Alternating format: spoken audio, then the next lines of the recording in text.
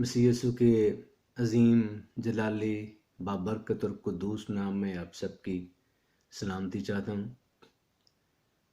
बड़ी देर से ये ख्वाहिश थी कि सोशल मीडिया के ज़रिए से मैं भी अपनी खिदमत का हिस्सा जो है वो डाल सकूं ताकि खुदा उनका कलाम लोगों तक पहुँचे। और अक्सर एक बात से जो बड़ी ही खूबसूरत बात है, गीत का एक मिसरा है जिससे मैं बात अक्सर शुरू किया करता हूँ कि तेरा कलाम ज़माने में ए खुदावंदा असर दिखा के रहा जिस भी रूप में आया। यकीनन जिस भी रूप में खुदा का कलाम आता है वो बरकत का बायस होता है।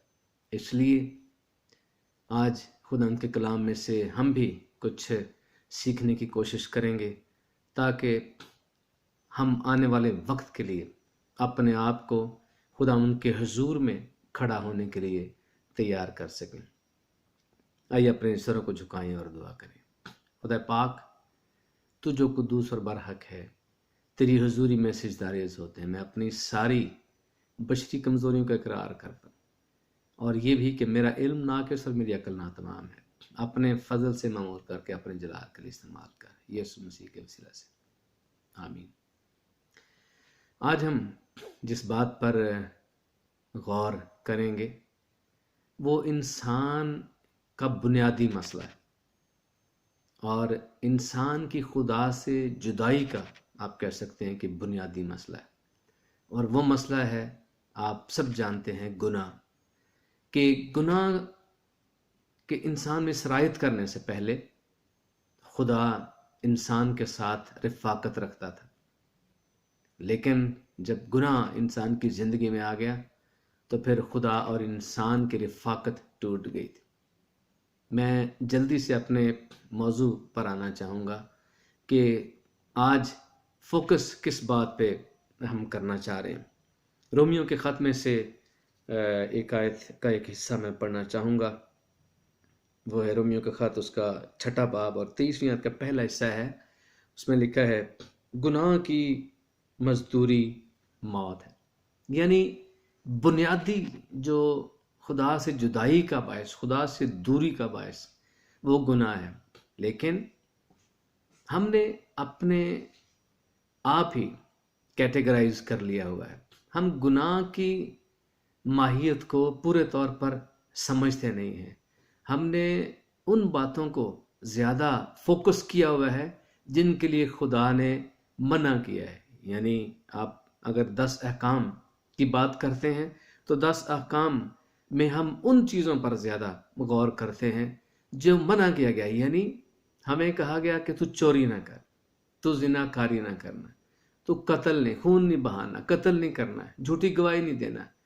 लेकिन वहीं पर कुछ करने के लिए कहा गया और वो चीज़ें जो हैं उनमें हम अक्सर सुस्ती बरत जाते हैं और वो भी गुनाह ही के ज़ुमरे में आता है। वहीं पर खुदा के नाम को पाक मानने के लिए कहा गया है, वहीं पर खुदा का नाम बेफ़ायदा ना लेने के लिए कहा गया है, वहीं पर माँ बाप की इज्जत करने के लिए कहा गया है और वहीं पर सबत के दिन के बारे में तालीम दी गई।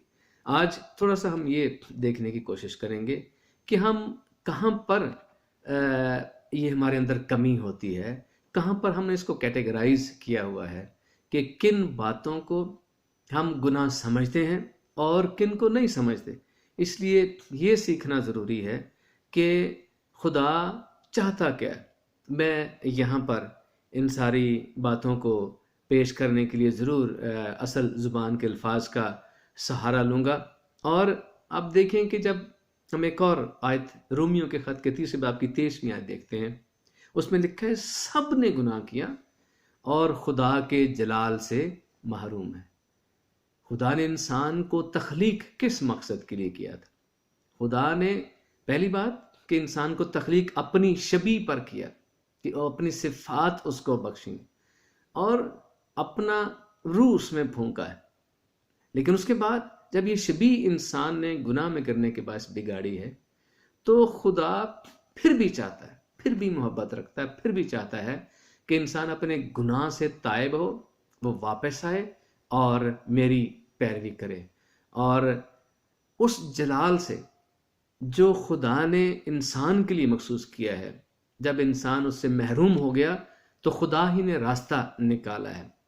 اور انسان کا میں نے عرض کیا تھا کہ بہت بڑا مسئلہ کہ کس طرح سے خدا تک رسائی حاصل کرے، کس طرح سے اپنے گناہوں سے نجات پائے۔ پہلے ضروری ہے کہ گناہ کی پہچان ہو کہ کیا بات گناہ ہے اور کیا نہیں، یا کس کو ہم گناہ سمجھتے ہیں اور کس کو نہیں سمجھتے ہیں۔ یہ ہمارے لیے موجودہ دور میں بہت بڑا ایک المیہ ہے کہ ہم نے خود ہی اس کو کیٹیگرائز کیا ہے اور بائبل مقدس کی تعلیم کو ہم نے ایک سائٹ پہ رکھا ہوا ہے۔ تو میں نے عرض کیا تھا کہ میں چند باتیں ضرور پیش کروں گا۔ اصل زبان سے یعنی یونانی زبان سے جب ہم دیکھتے ہیں تو وہاں پر کچھ الفاظ استعمال کیے گئے ہیں گناہ کے لیے، خطا کے لیے، غلطیوں کے لیے۔ اس میں پہلا جو لفظ ہے وہ ہمارتیا۔ ہمارتیا کا مطلب ہے کہ مسنگ دا ٹارگٹ۔ جو ٹارگٹ آپ کو دیا گیا ہے، جو اسائنمنٹ آپ کو دی گئی ہے، اس سے آپ روگردانی کر رہے ہیں، وہ آپ مس کر رہے ہیں۔ اور یہی چیز ہے کہ کیا ہم صحیح مسیحی ثابت ہوئے ہیں؟ کیا ہم نے لائق طور پر اپنے آسمانی باپ کی پرستش و تعظیم کی ہے؟ کیا جو اس نے ذمہ داریاں دی تھی بحیثیت انسان کہ ہم اچھے انسان ثابت ہوئے ہیں؟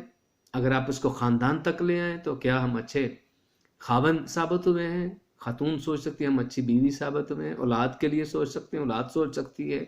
اور جو جہاں پر بھی ہم ہیں، ہم اپنی ذمہ داری کو سوچ سکتے ہیں، کیا ہم نے اپنی ذمہ داری کو پورا کیا ہے اس ٹارگٹ کو جو ہمیں دیا گیا۔ اور بالخصوص جب ہم اس بات کو دیکھتے ہیں تو مسیحی ہونے کے ناطے ہمارے اوپر ذمہ داری تھی، کیا ہم نے وہ ذمہ داری پوری کی ہے؟ کیا ہم نے وہ ٹارگٹ اچیو کیا ہے؟ کہیں ہم نے وہ ٹارگٹ مس تو نہیں کر دیا؟ یہ جو ٹرم ہے یہ بھی گناہ کے زمرے میں آتی ہے۔ اس کے بعد دوسری اگر بات کریں تو وہ ہے پارابیسس۔ پارابیسس جو لفظ ہے یونانی زبان کا، اس کا مطلب ہے سٹیپنگ اکراس۔ آپ کو پتہ ہے کہ یہ لائن کھینچی گئی ہے، اس لائن سے آگے آپ نہیں جا سکتے۔ اس لائن سے آگے جیسے ایتھلیٹس کے لیے ہوتا ہے کہ وہ لائن سے آگے کراس کریں گے تو وہ فاؤل ہو جائے گا، چاہے کتنا بھی اچھا پرفارم کیوں نہ کر لیں، لیکن جب پاؤں ان کا لائن کراس کر گیا، وہ فاؤل ہو گیا، تو پھر اس کے بعد ان کی کوئی جو پرفارمنس ہے وہ کاؤنٹ نہیں ہوتی ہے۔ تو یہ یہاں پر ہمیں پتہ ہونا چاہیے کہ ہم مسیح کے جو لوگ ہیں، جو لائن کھینچی گئی، جو بائبل سکھاتی ہے، ہم اس سے کہیں تجاوز تو نہیں کر رہے ہیں۔ اگر ہم اس سے تجاوز کر رہے ہیں، اس لائن کو کراس کر رہے ہیں، تو یہ بھی گناہ ہے۔ ایک اور لفظ جو تیسرا لفظ ہے وہ ہے پارا پتوما۔ اب جو پارا پتوما کا لفظ ہے اس کا مطلب ہے جان بوجھ کر گناہ کرنا۔ آپ کو پتہ ہے کہ یہ غلط ہے، پھر بھی ہم وہ گناہ کرتے ہیں۔ اور کلام مقدس میں لکھا ہے زبور کی کتاب میں کہ خدا متواتر گناہ کرنے والے کی بالدار کھوپڑی کو چیر ڈالے گا۔ خدا نے بڑے سخت الفاظ اس طرح کے استعمال کیے ہیں۔ اور بار بار گناہ یا جان بوجھ کر گناہ کرنے کا مطلب یہ ہے، کئی دفعہ جب ہم نوجوانوں سے بات کرتے ہیں تو بھئی یہ کیسے ہو گیا، تو کچھ لوگوں کو یا پھر کچھ لوگ اقرار بھی کرتے ہیں ہم نے پاسٹر صاحب اور یا پادری صاحب یہ ہم نے بات چھوڑ دی ہے، لیکن کبھی کبھی دوستوں میں بیٹھ کر ہم کر لیتے ہیں، وہ شغل کر لیتے ہیں، کسی بھی قسم کا شغل۔ میں بس اسپیسیفک چیز کا نام نہیں لوں گا یہاں پر، لیکن اب دوستوں میں بیٹھ کر شغل میں یہ کرنا وہ بھی گناہ ہے۔ یہ نہیں ہے کہ ہم نے انٹینشنلی وہ نہیں کیا، صرف دوستوں میں بیٹھے تھے تو یہ ایسا کر لیتے ہیں، وہ بھی غلط ہے۔ اس کو بھی گناہ ہی کے زمرے میں کاؤنٹ کیا جاتا ہے، گنا جاتا ہے جب ہم بار بار ایسی غلط کاری کرتے ہیں۔ اور چوتھا جو لفظ ہے وہ ہے آنومیا۔ آنومیا کا مطلب ہے لا لیسنس، اور کلام مقدس میں ہم سیکھتے ہیں کہ لا لیسنس پروڈیوس لا لیسنس۔ جب آپ قانون توڑتے ہیں تو پھر اس کا نقصان ہی ہوتا ہے۔ اور قانون توڑنے کا مطلب ہے کہ آپ کو پتہ ہے کہ یہ غلط ہے اور اس کے باوجود غلط کر رہے ہیں، تو اس کا نتیجہ کیا ہوتا ہے آپ جانتے ہیں، شرمساری ہی ہوتا ہے۔ اس کا نتیجہ، گناہ کا نتیجہ ندامت ہی ہوتا ہے۔ اس لیے ہمیں ان چیزوں کو دیکھنے کی ضرورت ہے اور پہچاننے کی ضرورت ہے۔ اور پھر جو آخری اس میں لفظ ہے وہ ہے اوفیلیما۔ اوفیلیما کا مطلب ہے جو فرض ہم پر عائد کیا گیا تھا وہ ہم نے اس کو ہم پورا کرنے سے قاصر رہے. یہ خاص طور پر کلیسیائی جو ذمہ داری یا مسیحی ہونے کے ناطے جو ذمہ داری ہے، کلیسیا کا فرد ہونے کے ناطے جو ذمہ داری، وہ قرض ہم نے پورا نہیں کیا ہے. اور وہ قرض ہم سب خدا ان کے فضل سے جانتے ہیں، باشعور مسیحی لوگ، کہ بائبل مقدس کیا سکھاتی ہے. اور یہی لفظ جب خداوند یسوع مسیح نے دعائے ربانی سکھائی ہے اس میں استعمال کیا ہے، اور وہاں پر یہی لفظ استعمال ہوا ہے. یہ جو قرض ہمارے اوپر ہے ہمیں اس کو چکانا ہے. جو مقدس پولس رسول بھی کہتے ہیں کہ میں مقروض ہوں، میں قرض دار ہوں، کہ میں ان کو خوشخبری، یعنی جو رومیوں کے خط میں شروع میں لکھا ہوا ہے، جن کو خوشخبری کا کلام سناؤں. تو ہمیں ان ساری باتوں کو دیکھنا ہے. اور جب ہم کلام میں لکھا ہے کہ سب نے گناہ کے خدا کے جلال سے محروم ہے، اس محرومیت کو ہم نے تبدیل کرنا ہے خدا کے جلال کو دوبارہ حاصل کرنے کے لیے. تو ہمیں ان ساری باتوں کو غور سے دیکھنے کی ضرورت ہے، سننے کی ضرورت ہے، ان پر عمل کرنے کی ضرورت ہے. کہیں ہم جان بوجھ کر گناہ تو نہیں کر رہے، کہیں ہم وہ جو ایک لفظ پاراپتومی ہے، اس کا مطلب سلپنگ کراس، سلپ ہو کے ایسے دوسری طرف تو نہیں چلے جاتے، گناہ کی طرف تو نہیں چلے جاتے. اپنے آپ کو جانچنے کی ضرورت ہے. اور جب ہم کلام مقدس کو اور پڑھتے ہیں، جو میں نے پہلے وہ آیت پڑھی ہے جس میں لکھا گناہ کی مزدوری موت ہے، تو وہ مزدوری جو لفظ ہے وہ سونیا لفظ استعمال کیا گیا ہے. سولجرز پہ ایک ملٹری ٹرم ہے، وہ بھی سولجرز پہ، یعنی ہم خود غلط کاری کر کے تو وہ جو اجر ہے اس کا کماتے ہیں. اب غور اس بات کا کرنا ہے، اس کو محنت کا پسینہ بھی کہا جاتا ہے، کہ ہم کس طرح سے اوائڈ کر سکتے ہیں. تو آج جو ہم نے بات کی ہے وہ یہی ہے کہ گناہ کو پہچاننے کی ضرورت ہے.